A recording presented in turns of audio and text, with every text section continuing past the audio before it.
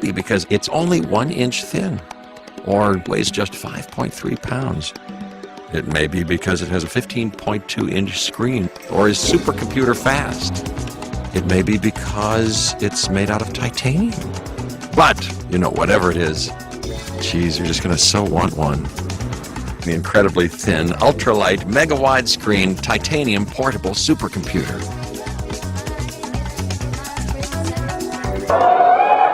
One-inch thick. 1 inch thick. 5.3 pounds. And this again. What is this? Titanium. It's made out of titanium.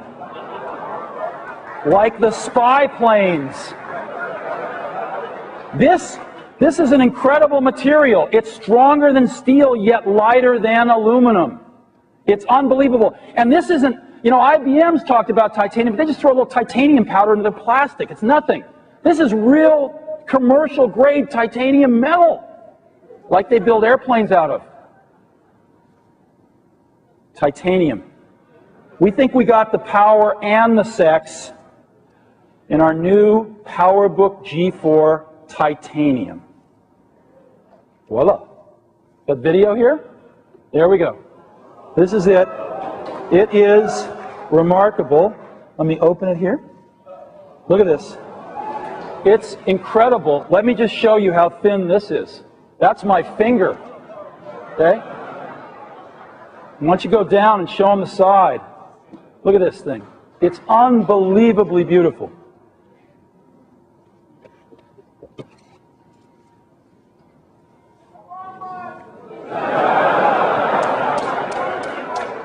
You and about 1 billion other people. This thing is incredible. Here's the DVD slot load drive in the front that you can see. Yeah, it's very nice. 15.2-inch mega-wide screen. Unbelievable. 1 inch thick. That's it. We've been working on this for a while. And let me show you this way. Unbelievable mega-wide screen. It's just really wonderful. This screen is so unbelievable. 15.2-inch mega-wide screen. The border around that screen is unbelievably thin. When you move your cursor up to the edge, you're afraid it's going to fly off. And the screen is gorgeous. And as you can see, we turn the logo around, so when it opens, the logo's right side up. So now, let's take a look at the back. We got a door here with all our connectors on, FireWire, USB, VGA video out, S video out, 100 megabit per second Ethernet, IRDA, everything's on there. And on the bottom, we've got a battery, 5-hour battery life off this one removable battery. It's unbelievable. We have airport antennas built into both sides for incredible airport range. The new PowerBook G4. Hello, I'm Greg, Rutke Mods, and welcome to episode 4 of my PowerPC series. In this episode, we'll be showing you my PowerBook G4 Titanium right here. This system was very important to Apple's history. It was the system that all MacBooks up until the most recent one, and all PowerBooks from this generation on, were based off of, in design-wise. Now, they did change some and become the aluminum series, like this one right here. This is my high-res. They made this case right here from 2003 all the way to this model in late 2005. And then they, of course, carried that over to the MacBooks, the MacBook Pros. And so that was basically it. The thing was, this is what introduced the silver Mac notebooks and the right side up Apple logo when the screen's open. This was a very important computer, like I said, and it's still a very beautiful computer, which you'll see soon. Now, before we continue reviewing this computer and showing you all the things it can do, I'd like to show you a video about this straight from Apple, explaining why it was such a good system and what it could do and why it could outperform Pentium 4s in laptops, PC-based laptops, of course, and do multimedia and stuff better than those Pentium 4s of the time. So let's go.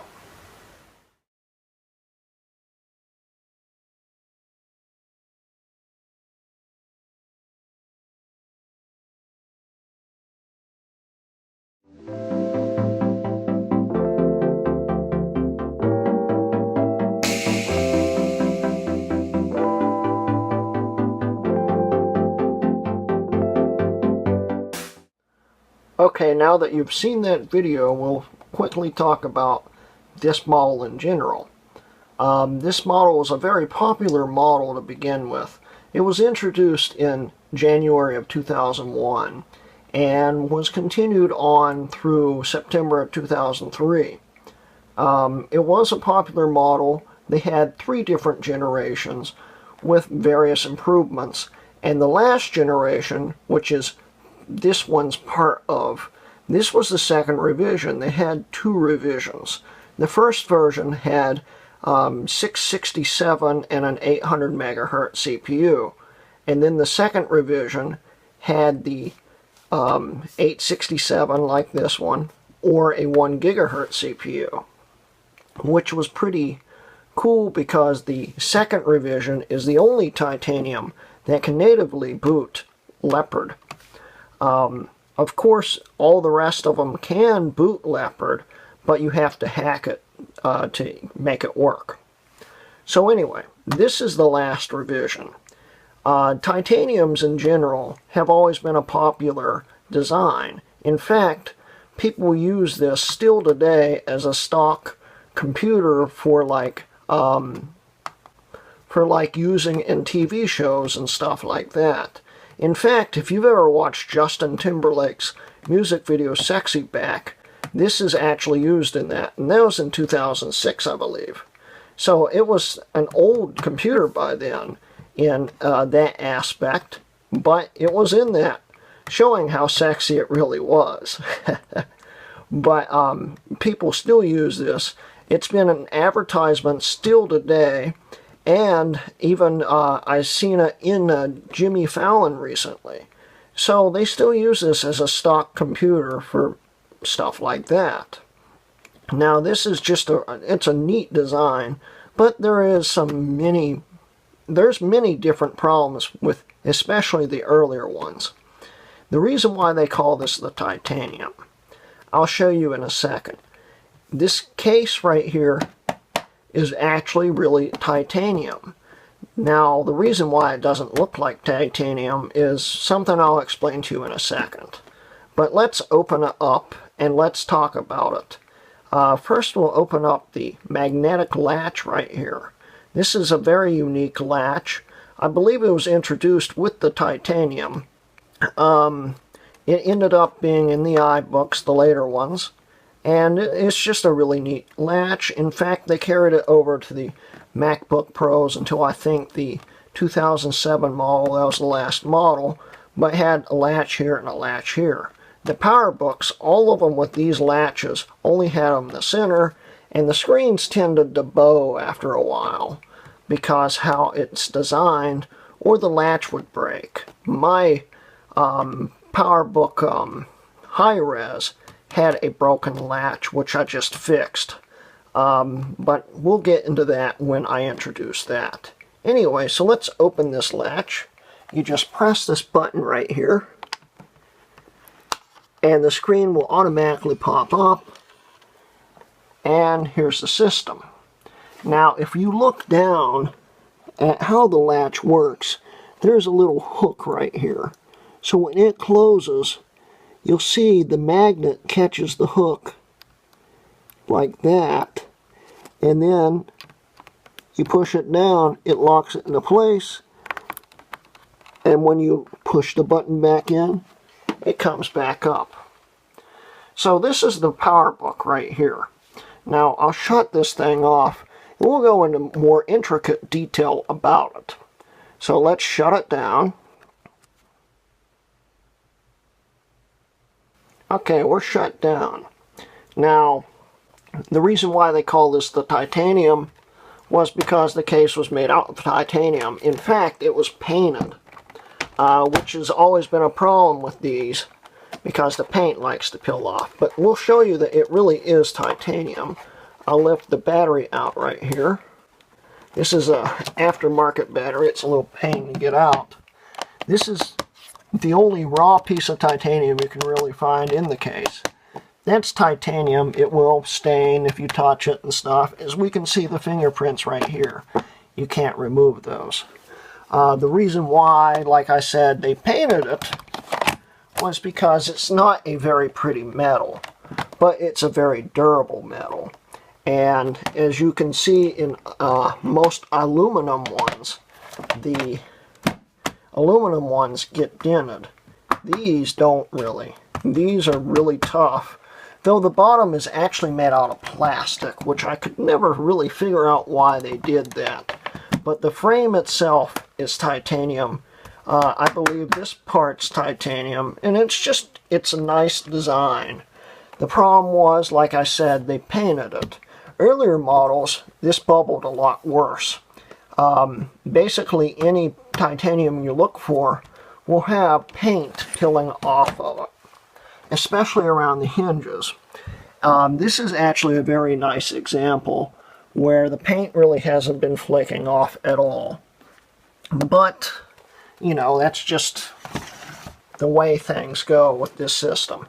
This system, when I got it, was taken very nice care of, but it does have problems. If you use a titanium like I've been using, it will wear down pretty quick. It was a little fragile. Though the frame was strong, the other components weren't really. And we'll get into that. The earlier ones, for instance, the hinge would break.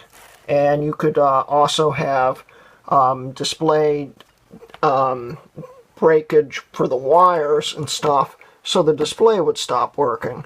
But as long as you take good care of them and are careful with them, they're still fine. And they're still repairable either way, though it may be a little challenging depending on what breaks.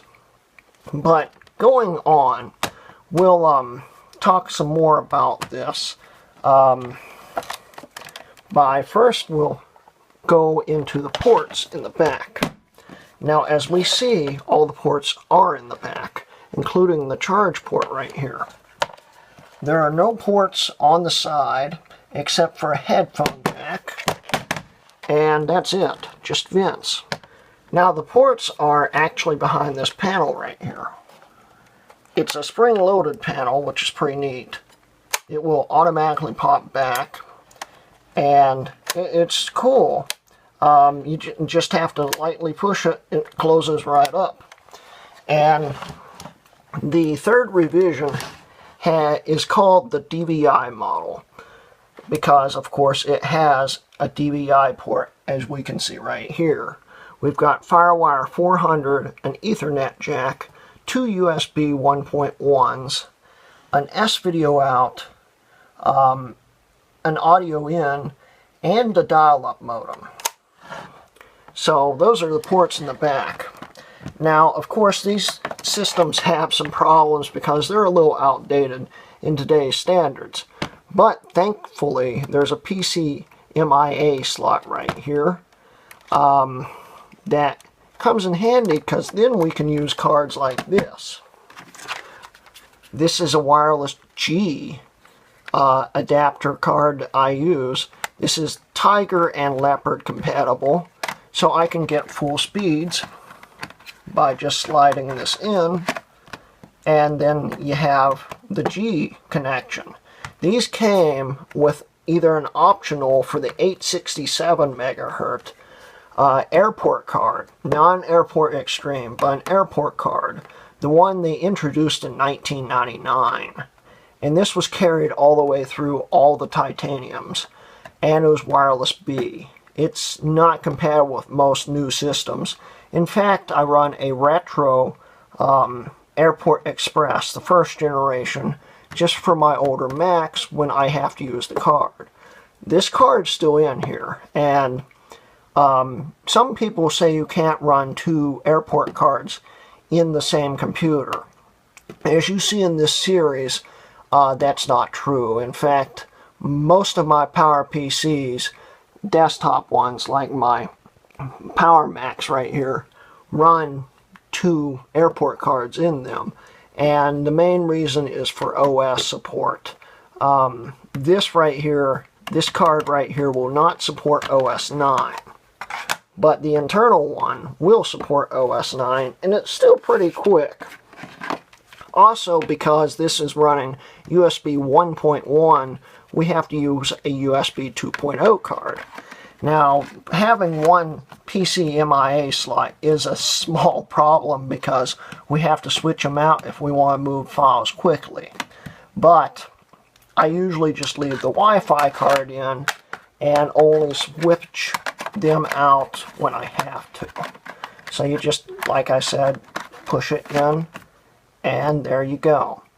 So let's get into details more about this, and I'll go grab a screwdriver real quick. We'll look on the inside of it, which you won't see on YouTube, actually seeing the insides of a titanium.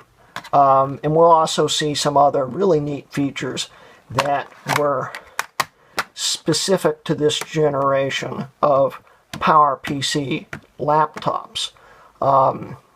They did continue doing that, and what I'm going to show you next in the iBooks all the way to the end. But the PowerBooks, they cut that off when they introduced the aluminum series. You'll see what I'm talking about in a second. Okay, so let's open up the 1280 by 854 resolution screen. And here's the keyboard. Now we're going to show you how the RAM is changed by taking something that will turn this lock right here. We just spin it like this, and that disengages the lock. As you can see, the board popped up a little bit. Then we have a latch here and a latch here. We just grab the two latches, pull them back, and the keyboard lifts right out. Then you can see the RAM right here. You just, of course, just grab the sides and the RAM will pop up. And then you can change it out. This system right here has 1 GB worth of RAM, which is the max you can put in a titanium. We can also see the G4's heat sinks right here. In fact, I believe the G4's right here. To remove the heatsink and take the thermal paste out, you actually literally have to take the logic board out, which is a bit of a pain, and I haven't quite gotten to it yet. But I would recommend changing the thermal paste when you have a chance. I just haven't had one yet. So anyway, we'll put the RAM back in and put the keyboard back. Pull the latches back, it pops back in, and then we just spin the lock again. And it is locked into place. Now, I'll flip this around and take the screws out the bottom, and we'll look in the inside real quick. Okay, so the bottom's now off. And here's the insides of the system. This is basically it. We'll first start off with the optical drive. The optical drive is just a combo drive with a CD burner and a DVD player capability in it. Here's my SSD, which you can see I actually wrote the label on. This is the mSATA, just like I showed you in episode 2. Pretty neat.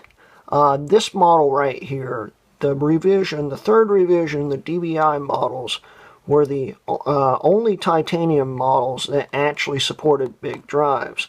The early ones didn't support big drives. 128 gigs was the max, but of course you could put the big drive in and partition it out. I believe there's also a driver that wasn't from Apple that also allow it to at least show up in the operating systems. But it was just easier to partition them out or use a 128 gig or smaller. Also, we have the airport card here. Like I said earlier, this is an airport card, non-extreme. The extremes are wireless G. The airport cards, which were introduced in '99, were just wireless B. I only have this in here for OS 9 support. And that's the last thing about these. The titaniums were the very last PowerBooks to support OS 9. This triple boots. It's got OS 9, Tiger, and Leopard in it, which is pretty neat. And I'll be showing you coming up how that's all set up. So that's the insides of this. And like I said, this was the last model that supported OS 9 and the second quickest PowerBook ever to support OS 9. This is the 867 megahertz, and of course they had the 1 gigahertz, which was quicker. But this was still pretty darn quick for OS 9. So anyway, let's get on to the operating system and then we'll wrap up the video. Okay, so we currently have it plugged into my KVM switch here. It is currently on, and we have it in the Open Firmware menu. Now, you'll see now just how bad Open Firmware's boot menu can be. Now, before I show you that, though, I'll tell you that I was running Linux on this for a while, but I was running Ubuntu Mate, which is actually still supported and will be supported through 2019. It's the long-term support release. It's actually a very good operating system, and it ran great on the system, but I also want to run OS 9 on here, and it kept corrupting the install of OS 9. So currently, until I figure out a way to fix it, because I've read that there is ways to get it to work, I am just going to be booting these 3 operating systems. So first off, I'll show you just how bad Open Firmware can be. The earlier versions, up until they finally dropped OS 9 support, you can't use the keyboard controls to switch between drives, and it's a lot slower and buggier. The later versions of Open Firmware allowed you to use the keyboard controls to try to get it to change and stuff. The problem is, with the earlier versions, you have to use the mouse pointer, and the mouse pointer is really slow and laggy, and it's a bit challenging to get the mouse pointer to move. But you can hit enter if it's on the drive you already want it to be on. But I'm not going to show you that just yet, because I want you to see how bad this really is.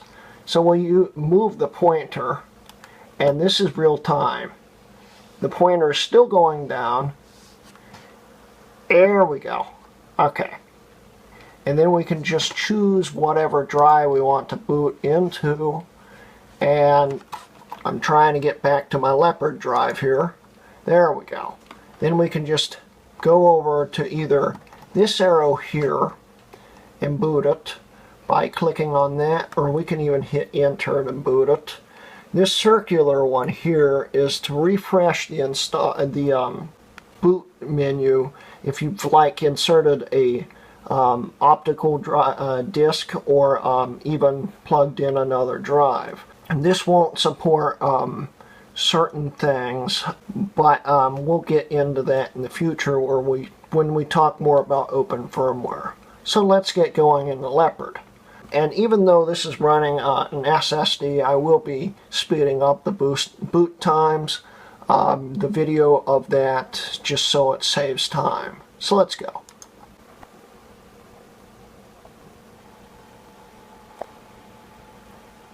And we are now into the Leopard install with all the modern day things we can have, like for instance 10.4 Fox runs. I can also show you, for instance, that we are actually on Leopard here. As we can see right here, But let's get into 10.4 Fox real quick so you can see it. And the drive, the whole system takes a while to get everything running. Once everything gets running, it's very quick.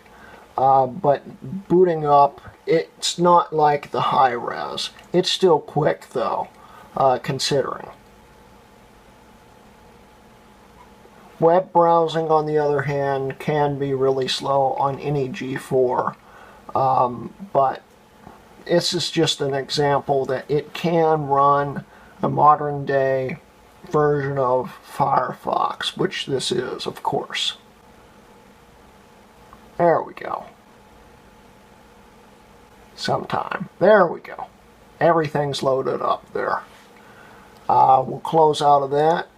And we'll reboot into Tiger real quick. Okay, here's some more proof that it takes a long time for open firmware to get going. As we can see here, we've got the loading watch pointer here. Until this watch goes away, you can't click on anything. So you can't load anything. So that's a bit of a problem also. And it's just how open firmware is. Like I said, once you get it to start booting, it's fine. So now we're booting into Tiger. Now the reason why you would want to run Tiger on any PowerPC, and why you'd want to dual boot if you have like a G4 or G5, if you want to run Leopard also, is for classic support. Any PowerPC can run classic applications. And we'll show you real quick classic running.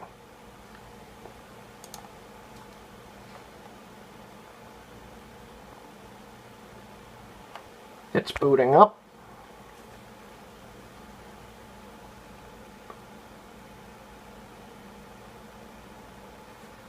And now classic's running.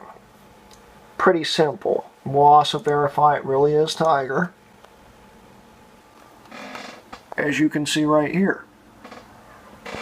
Now that's Tiger right there.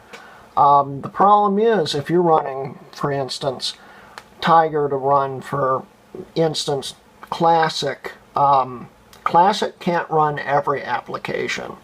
And for instance, I like playing my childhood games, and Classic can't run them. It's just, it doesn't have the right compatibilities. Well, that's why you buy an OS 9 supported PowerPC. And let's boot into OS 9, and I'll show you why. Oh, and one last thing. If you're running Tiger, it's more optimized for PowerPC. Leopard can get bogged down, as you've seen. But it's still pretty quick on this system. Alright, let's restart and get into OS 9.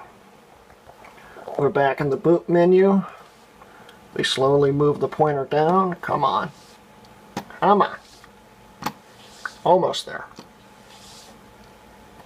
It's going to get there eventually. Oh, we overshot it. There we go. And it's still loading. And it's still loading. And it's still loading. Yep, still loading. There we go. Click and enter. And welcome to OS 9. Now on this screen, OS 9's resolution's not quite right. I can't get the bottom bar to move, which you'll see.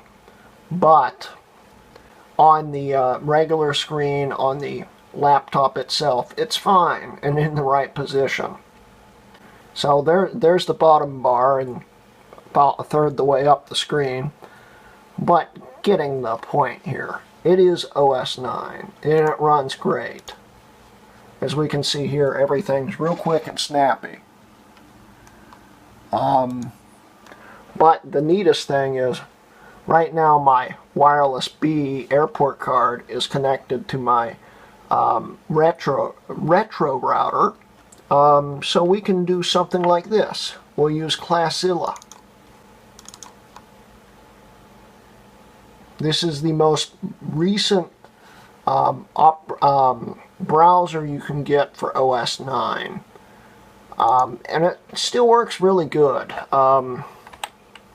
We'll go to Google real quick. And it's like I said, really quick. We'll type in something like Facebook and hit enter. And presto, real quick. Classilla likes to emulate something like a Nokia browser. It likes to be more of a mobile, as we can see here. This is like a mobile site right here. And it loads things and works quite well in OS 9. But anyway, getting to the point, that's the end of this video. I hope you guys enjoyed my PowerBook Titanium here. Like I said, it's a great system, really neat system. I hope you guys have stuck around to the end. I know it's been a bit longer video than usual, but it still is fun to make. And anyway, well, thank you for watching, and this has been a Rutgay Mods video. Now the ports are, oops, it's not good.